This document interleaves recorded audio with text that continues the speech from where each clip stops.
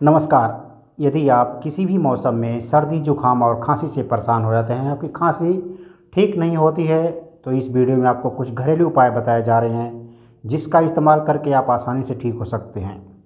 पहला है, काली मिर्च को देसी घी में भूनकर सुबह शाम इसका इस्तेमाल करिए। गर्म पानी के साथ आपकी सर्दी खांसी ठीक हो जाएगी।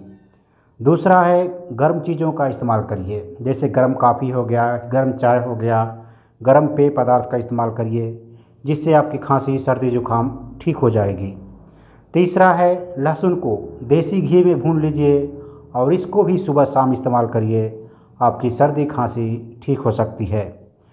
चौथा है, हल्दी को दूध में मिलाकर गर्म करके इसको सुबह शाम पीजिए। खांसी या कुछ भी हो, सर्दी भी हो, आपका आसानी से ठीक हो जाएगा।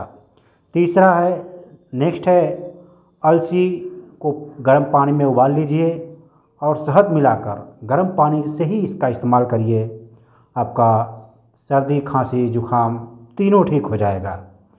और एक और इसमें उपाय है, काली मिर्च, अदरक, लौंग सबको कूटकर देसी घी में या गुड़ में धीरे धीरे पकाकर, धीमी आंच पे पकाकर इसका इस्तेमाल करिए, आपकी सर्दी खांसी आराम से ठीक हो जाएगा। इन घरेलू चीज़ों से आप अपनी खांसी ठीक कर सकते हैं।